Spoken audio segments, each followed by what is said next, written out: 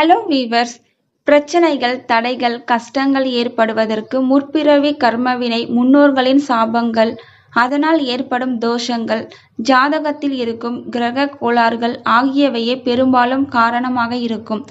இப்படி கிரகங்களால் ஏற்படும் கோளாறுகளால் உருவாகும் கஷ்டங்கள் நீங்கி மகிழ்ச்சியான வெற்றிகரமான வாழ்க்கையை பெறுவதற்கு உரிய எளிமையான வழிபாடு குறித்து இங்கு தெரிந்து கொள்ளலாம். இது மிக உயர்வான புண்ணிய பலனையும் தரக்கூடியது. இந்த பரிகாரத்தை தினமும் செய்து வருவது சிறப்பானது. வாழ்வில் தடைகளும் பிரச்சனைகளும் அனைவரின் வாழ்க்கையிலும் ஏற்படுவதுண்டு. இதை எப்படி தீர்ப்பது என்றும் எதனால் இவை ஏற்படுகின்றன என தெரியாமலும் பலரும் திணறுவதுண்டு. இப்படி கஷ்டங்கள், தடைகள் ஆகியவற்றை தீர்ப்பவர்கள் எளிய பரிகாரத்தை தொடர்ந்து செய்து வந்தாலே நவகிரகங்களால் ஏற்படும் பிரச்சனைகள், முன்வினை சாபங்கள், பித்ருக்களின் சாபங்கள், வாஸ்துவினால் ஏற்படும் கோளாறுகள், கஷ்டங்கள், பிரச்சனைகள் ஆகியவை நீங்கும்.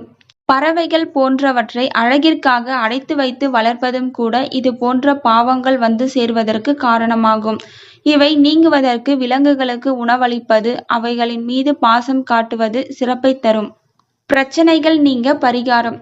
வாழ்வில் பலவிதமான பிரச்சனைகள், நிம்மதியின்மை, தடைகள் ஆகியவற்றை சந்தித்து வருபவர்கள் தொடர்ந்து பசுமாட்டிற்கு அகத்திக்கீரை வாங்கி கொடுத்து வந்தாலே மிகப்பெரிய புண்ணிய பலன் கிடைக்கும்.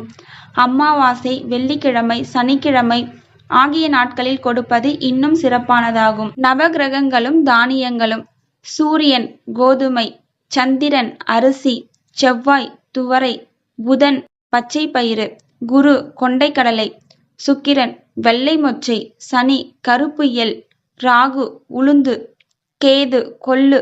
இப்படி நவகிரகங்களுக்கு உரிய நவ தானியங்களை 1 கிலோ வீதம் வாங்கி வைத்துக் கொள்ளுங்கள். இவற்றை மாவாக அரைத்து ஒன்றாக கலந்து வைத்துக் கொள்ளுங்கள்.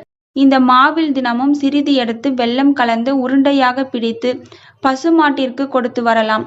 வீட்டிற்கு அருகில் பசுமாடு இருந்தால் அதற்கு தினமும் கொடுத்து வரலாம். அப்படி இல்லாதவர்கள் கோசாலை இருந்தால் அங்கு சென்று கொடுக்கலாம். பசுமாடு என்பது மகாலட்சுமியின் அம்சமாக கருதப்படுவது. பசுமாட்டின் ஒவ்வொரு உடல் பாகத்திலும் ஒவ்வொரு தெய்வம் என்ற விகிதத்தில் உடலில் 30 முக்கோடி தேவர்களும் வாழ்வதாக ஐதீகம். அதனால் பசுமாடு ஒன்றிற்கு உணவு அளிப்பதால், அதுவும் நவகிரகங்களுக்கு உரிய தானியங்களை கொண்டு செய்யப்பட்ட சத்து மாவினை உணவாக அளிப்பதால் அனைத்து விதமான பாவங்களும், பிரச்சனைகளும், தடைகளும் விலகி வீட்டில் சுபிக்ஷம் என்பது ஏற்படும்.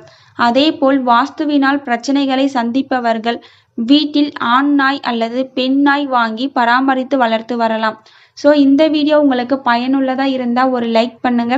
பிறருக்கும் பயனுள்ளதா இருக்கணும்னு நினைச்சீங்கன்னா கண்டிப்பா ஷேர் பண்ணுங்க. தேங்க்யூ ஃபார் வாட்சிங்.